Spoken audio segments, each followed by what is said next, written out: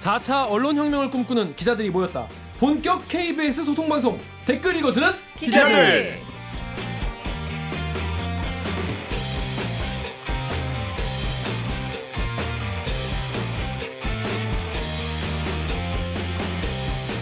짧은 뉴스에서 미처 다루지 못한 취재 뒷얘기 넉넉히 풀어드립니다. 본격 사내 수공업 방송 댓글 읽어주는 기자들에서는 KBS 기사에 네티즌 여러분들이 남겨주신 댓글 저희가 모조리 찾아 읽고 직접 답해드리거나 담당 기자한테 가서 대신 따져드립니다. 안녕하세요. 저는 진행을 맡은 프로테 댓글러 김기아입니다. 반갑습니다. 실수 안 했어요. 너무 긴장해서. 왜 긴장되는 거지? 내가 너무 긴장해서 그런데 우리가 이 방송 시작하기 벌써 지난 8월이에요. 그때는 더웠는데 그때 진짜 황무지 같았던 아무것도 없던 거에서 시작을 해서 방송이 아직까지 살아남아서 18화를 끝으로 2018년을 마치고 올해 마지막이구나. 그렇습니다. 2019년은 19화로 인사를 드리게 될 것 같습니다. 4차 언론혁명을 꿈꾸는 우리 기자들과 제작진들이 사내 수공업으로 만드는 방송 댓글 읽어주는 기자들. 진짜 마음에 와닿습니다. 진짜. 정말 마음에 와닿는 표현. 그러니까 더 오래 방송 됐으면 좋겠다 하시는 분들께서는 지금 좋아요와 구독 버튼을 꾹꾹 눌러주시고요. 많은 분들에게 널리 알려주시면 감사하겠습니다. 네, 무려 6주 만에 이렇게 완전체. 6주 만이에요? 6주 만이래. 왜 6주 만에 우리가 다시 모이게 됐는지 우리 강병수 기자부터. 휴가 다녀왔습니다. 잘했다 임마. 네, 시키는 건 뭐든지 다 합니다. 할 건 다 하면서. 오도무 3년차 공신노예 이제는 영등포 요정 강병수입니다. 그렇습니다. 네. 뭐 휴가 가고 싶다고 이렇게 막 마음대로 가면 되겠어? 아 근데 저번 주에 그 대성 오대성 기자 나와서 하는 거 봤더니 아직 좀 제가 더 해먹을 수 있을 것 같더라고요. 아니야, 너만 그렇게 느낀 것 같아. 우리는 그런 거예요? 다 없어도 되겠다. 야, 너무 서운한데? 다음 멤버로 절대 괜찮겠다. 빠지면 안 되겠다, 병수. 열심히 하겠습니다. 사랑해 주세요. 이상한 기자님. 그 얼미 목더미라는 모함에 시달리고 있습니다. 얼미 목더미라니. 네, 목미 얼더미 7년차 우리 정입니다. 반갑습니다. 그렇습니다. 네. 네, 다음 홍 기자. 저는 법조팀의 강한 허리 새신랑으로 거듭난 8년차 홍성이라고 합니다. 반갑습니다. 새신랑. 신혼여행을 2주나 갔다 왔어요. 그러니까. 아니 요즘은 2주가 대세죠. 대세입니까? 아니 그렇게 휴가 가고 싶다고 휴가하고 결혼하고 싶다고 결혼하고 그렇게 마음대로 하면은 방송이 되겠어요? 미안함 느끼지 않습니까? 제가 특감만 했잖아요. 아! 하고 갔잖아요. 아! 많이 올렸잖아요, 구독자. 아니, 그래. 네. 그래서 그렇습니다. 제가 꾸준히 나오는 거예요. 한번 하시면은 조금 이제 쉴 수 있어요. 자신감 가지고. 아 근데 뭐 이거 사실이니까 뭐라고 하고 열심히 그러니까. 해야지. 역시. 네, 이거라도 열심히. 다시 열심히 또 하겠습니다. 그렇습니다. 백은상이라도 받아야지. 네, 오늘 녹음은 그래서 2018년에 업로드되는 마지막 화이기 때문에 연말 특집 2019년을 맞이하는 특집으로 업로드가 될 겁니다. 2019년에 들어서 많은 게 바뀌죠. 그 중에서도 우리 KBS의 가장 큰 변화가 있다면 역시 KBS 뉴스가 큰 변화를 가져온다고 하는데 새로운 스튜디오에서 우리 예고편 찍었던 새로운 스튜디오에서 새로운 포맷으로 또 새로운 사람이 새로운 뉴스를 가지고 시청자 여러분을 찾아뵌다고 하는데 그래서 모셨습니다. 오늘의 특별 게스트 9시 뉴스의 새로운 앵커입니다. 엄경철 기자를 박수로 맞이하겠습니다. 박수! 엄경철.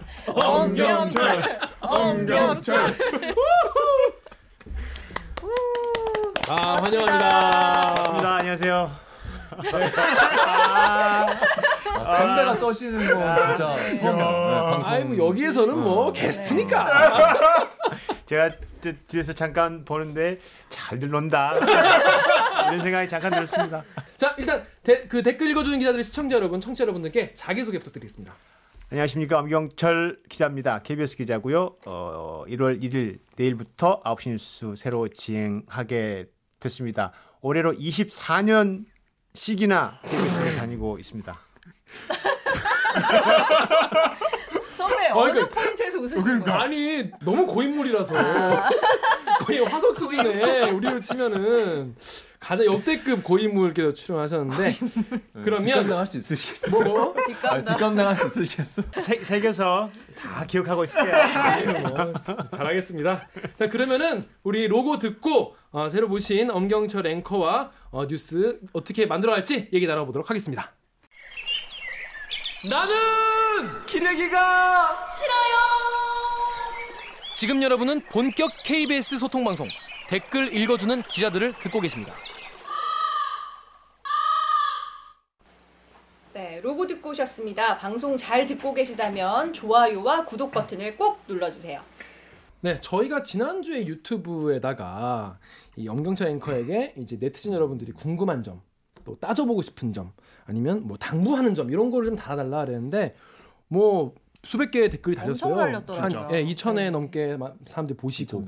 그런데 일단 그보다 먼저 이제 9시 뉴스 앵커를 내일부터 시작을 하시는데 약간 어떤 마음인지 사실 뭐 어떤 마음으로 하시게 됐는지 이런 거 일단 개요부터 한번 좀 들어볼게요. 개요? 이 방송이 이렇게 진지한 방송이에요?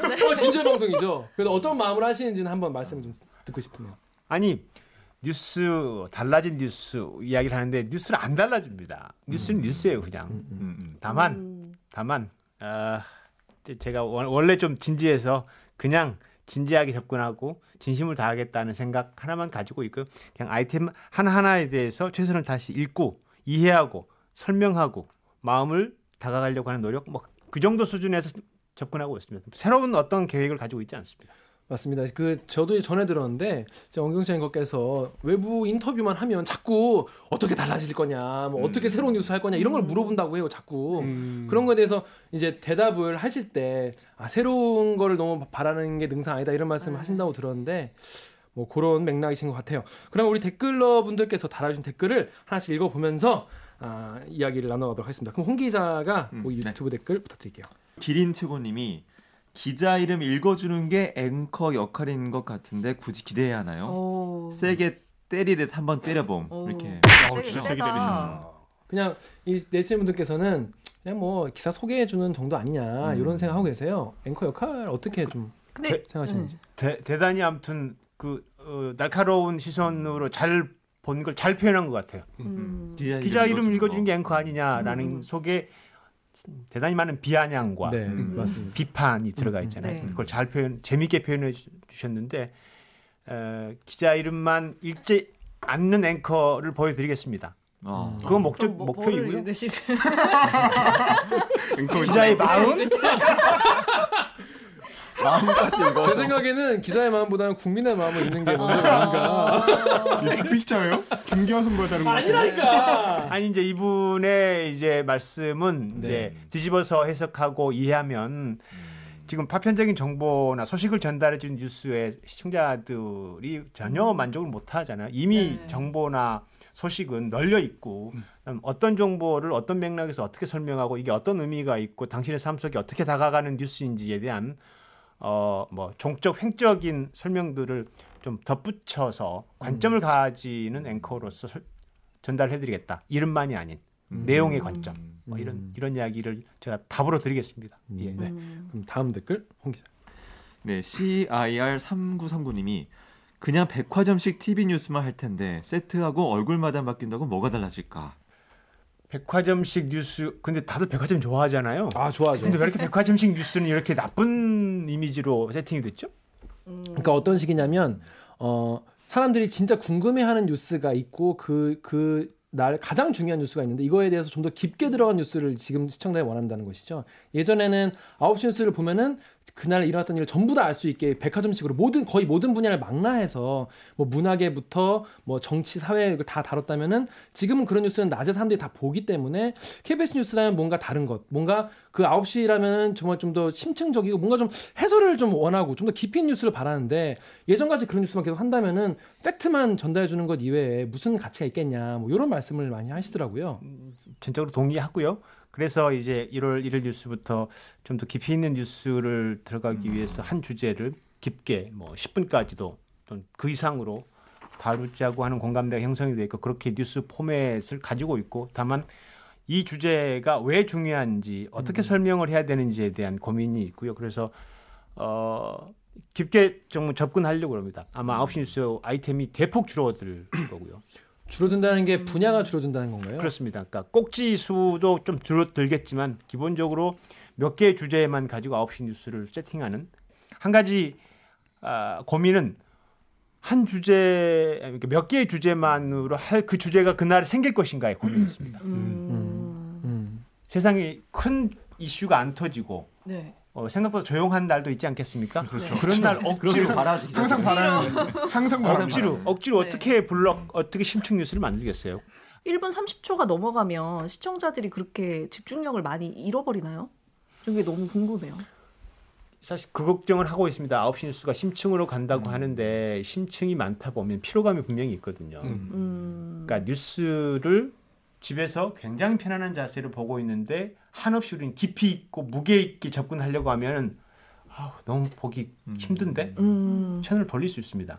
우리가 보는 뉴스를 만들어야 되잖아요. 시청률이 그렇죠. 뭐 목표는 아니지만 의미 있는 시청률이 필요하거든요. 네. 회자가 되고 의제화가 되려면 그런 측면에서 뉴스의 강약이 좀 필요하다고 봐요. 그러니까 9시 뉴스를 진행하는데 블록형만 무겁게 성처럼 몇 개가 있는 것보다는 중간중간에 가벼운 뉴스를 포진하면서 치고 빠지는 혹은 강약의 조절이 좀 있어야 된다고 봐요. 사람도 그렇잖아요. 1시간 내내 집중해서 어떻게 삽니까? 하다 보면 집중력이 흐려지고 쉬고 싶고 그런 거죠. 그러니까 생체 리듬을 전 따라가야 된다고 봅니다. 뉴스도. 네. 다음 댓글. 홍선영님이 사람이 바뀌는 것보다 시청자가 진심으로 궁금해하는 것을 묻고 또 물어서 답을 들려줄 수 있는지가 중요하지 않을까요? 네. 그러니까 요 질문 같은 경우에 이제 KBS 뉴스가 그러니까 이분들은 많은 분들께서 지금 네. 세월호 참사 이후에 손석희 앵커의 스타일에 대해서 좋게 보시는 분들이 꽤 많이 있어요. 왜냐하면 그 전까지는 우리나라에 없었던 앵커 스타일이었기 때문에 TV 앵커에서 TV 앵커에서 보기 힘든 모습이었기 때문에 그래서 손석희 앵커가 게스트를 불러놓고 곤란해할 때까지 이렇게 물어보는 것에 대해서 굉장히 일면의 통쾌함도 느끼고 네. 어떤 면에서는 되게 무례하다. 나오지 않는 사실이 나오기도 하니까 네. 그런 거에 대해서 굉장히 매력을 느끼시는 것 같은데 네네. KBS 9시 뉴스는 그런 걸 볼 수 없었다는 말이 많았거든요. 어떻게 생각하시나요? 100% 동의합니다. 그러니까 손석희 앵커를 보면서 느끼는 가장 인상적인 점은 질문의 힘입니다.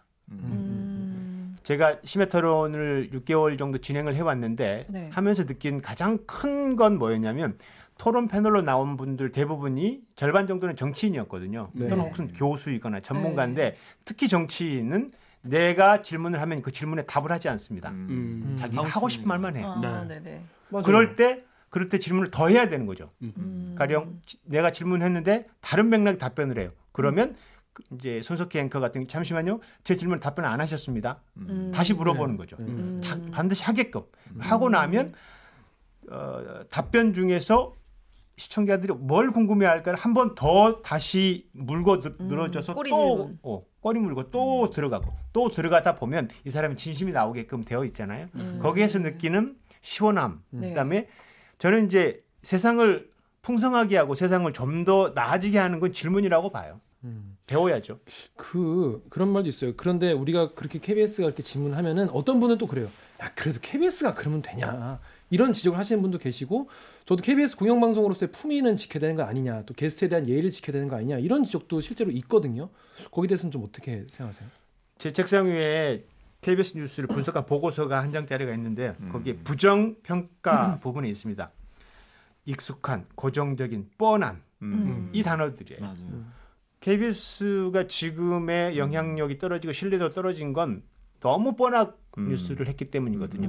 그 말씀하신 것 중에 익숙함이라는 거 있잖아요. 예. 근데 그게 부정적으로 해석될 수 있지만 사실은 저희 그런 얘기도 했는데 사실 그 두려움 중에 하나가 변화를 줬을 때 그걸 익숙하게 느꼈던 사람들마저 떠날까 봐. 기존 시청자들이 네. 고정 시청자들이. 그거는 어떻게 좀 생각하세요? 우려스러운 부분이라고 보지 않으신지. 모험하지 않고 어떻게 변하고 어떻게 새로운 걸 쌓겠습니까? 저는 도전해야 된다고 봅니다. 떠날 수 있겠죠. 떠날 수 있겠으나 그 변화가 옳은 길이고 뭔가 반향이 있으면 떠났던 분들도 다시 올 수 있다고 봐요. 뭐 이렇게 이상하다.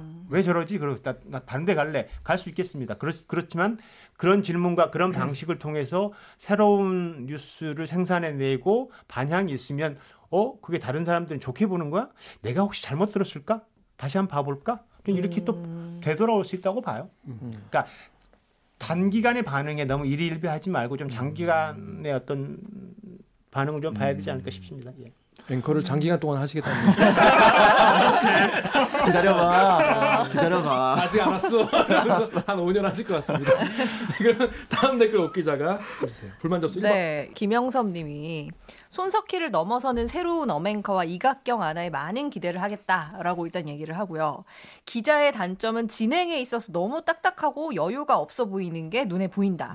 이렇게 지적을 하셨어요. 네. 하지만 앞으로 많이 달라지겠죠? 화이팅! 이렇게 하셨는데. 뒤에만은 뭐 하시나 마나 때려놓고 약 발라주고. 약간 경직된 느낌. KBS. 그거 어떻게 생각하세요? 근데 사실 아까도 제가 말했지만은 그런 걸 좋아하시는 분도 있긴 있어요. 뭔가 그렇죠. 이렇게 포멀한 느낌. 예. 근데 어떻게 좀 생각하세요? 한국 뉴스에서 약간 이 엄숙함을 근본적으로 깨기는 어려울 것 같고요. 다만 기본은 그렇게 가되 요거를 허물어뜨릴 수 있는 다른 장치나 다른 기법 뭐 이런 게 좀 필요하지 않을까 계속 고민하고 있습니다. 근데 사실 아까 전에 질문으로 조금 제가 하나 더 여쭙고 싶은 게 그 질문의 힘을 말씀하셨잖아요. 저널리스트의 힘은 질문이다. 예. 사실 손석희가 그렇게 강한 질문의 힘을 갖고 있는 이유는 그분이 시선 집중을 오랫동안 하셨잖아요. 거기서 이제 길러진 내공이라고 생각해요. 그분이 원래부터 그런 예리한 감각이 아니라 정말 오랫동안 그 프로를 하면서 길러진 거라고 생각하는데 선배는 그걸 기르셨나요? 아니면은 그거를 위해서 뭐 준비하신 게 있으신가요? 그러니까 그 질문의 힘을 선배는 뭘로 보장을 하시는 건지 그냥 좀 도발적인 질문. 내가 준비가 잘 됐다고 말할 수 있는 사람이 어디겠습니까? 그래도 뭐 선배가 보이지 않는 곳에서 무슨 수련을 했을까요? 가령 이제 지난 10년 동안 네네. 저는 방송에서 이제 벗어난 영역에서 있어 왔고 그 기간 동안에 무수한 고민들을 하긴 했습니다. 여러분들도 비슷할 것이고 저도 회사 내에서 방송 또는 취재를 못하면서 느꼈던 고민과 불만과 욕구 이런 것들이 있고 그것들이 어떻게 발현될지는 뉴스에서 봐야 되겠지만 고민해왔습니다. 이걸 좀 보여주고 싶습니다. 예. 심야 토론도 했잖아. 당분간 같이 하시지 않으세요? 예? 당분간 같이 하시지 아니요. 않으세요? 그렇죠? 1월 달 신년 심야 토론은 아니고 신년 대토론 4부작으로 세팅되어 있고 그것까지만 하도록 되어 있습니다. 그 이제 신년 대토론이 잠시 홍보를 하자면 회의 끝에 제가 낸 아이템으로 다 결정이 됐거든요. 1부가 부의 불평등 이거 2부가 혐오와 차별이고 그거 경제부의 총쏘신 거 아니세요? 좋았습니다. 아 그래요? 예. 또 3부가 청년의 고통 이거 4부가 시민의 정치 이거는 이 4부작을 해보고 싶어서 신년이지만 불편한 이야기를 하자. 네. 뜬구름 잡는 혹은 국뽕 뭐 이런 거 하지 말고 우리 현실을 불편한 데를 조금 디테일하게 보고 해법을 논의해 보자. 되게 그럴싸한데요. 왜냐하면 그동안 KBS라고 하면은 전투기 1월 1일에는 전투기 쫙 날아가고 잘 됐구나 꽉 뜨고 막 뭐냐 용광로에서 샘을 확 나오면서 다시 뛰자 대한민국 뭐 이런 거 아니었어 원래? 그런 거였는데 1월 1일 통일외교부 아이템에도 그거 올라왔습니다. 공구참모총장이 초계기를 타고 영공을 돌고 하지마 그거 하지마 바로 아웃입니다. 안 합니다. 처음 태어난 아기. 그러니까 나간 수출 거. 컨테이너. 맞아. 이런 거. 근데 그 네 가지 아이템이 그러면 엄경철 기자가 기자로서 뭔가 지난 시간 동안 관심 가졌던 것이고 앞으로도 그거에 대해 좀 천착하고 싶다는 걸로 봐도 될까요? 저는 뉴스에서 이 네 개의 주제들을 올해 내내 계속 이야기할 겁니다. 개념으로서. 그리고 관련 아이템들이 있으면 적극적으로 제가 뉴스에 소화하자고 주장을 할 것이고 편집회의에서 그리고 그 아이템에 대해서는 진지하게 잘 설명을 하고 그러니까 클로징도 하고 뒷멘트도 하고 여러 가지 방식으로 우리 뉴스가 지향하는 바를 목표점을 이야기를 하고 시청자에게 그리고 동시에 내부 구성원들에게도 우리 뉴스가 이 부분을 올해는 화두처럼 갖고 갑시다. 뭐 이렇게 이야기를 해볼 생각이에요. 새로운 KBS가 궁금하시다면 꼭 보셔야겠네요. 어떻게든 들어가려면. 근데 앵커가 이렇게 뉴스를 끌고 가는 게 정말 필요한 것 같아요. 난 정말 그래야지 진짜로 말 그대로 맞아요. 기자 이름만 있는 앵커가 아니라 얼굴을 왜 내고 거기서 네, 앵커가 진짜 끌고 가는 힘이 이런 데서 느껴지는 이런 저변에서 느껴지는 것 같거든요. 저는 사실. 말씀하신 대로 진지한 고민을 계속 9시 뉴스에서 하시고 취재 뒷얘기는 저희 댓글이거든요. 기자들에서 하겠습니다. 자 그럼 다음 댓글 부탁드릴게요. 편의점 상어덮밥 저희 단골 손님이신데 환영합니다. 반가워요. 개인적인 생각으로 엄경철 기자는 추정 60분이 굉장히 잘 어울릴 것 같다라고 말씀해 주셨고요.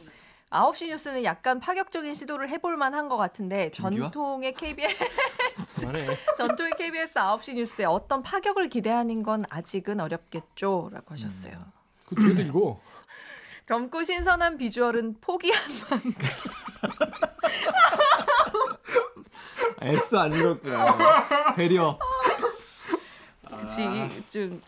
어쨌든 젊고 신선한 비주얼은 포기한 만큼 시청자의 눈높이에 맞는 하이 퀄리티 보도로 MBC, SBS, JTBC를 넘어서길 바랍니다.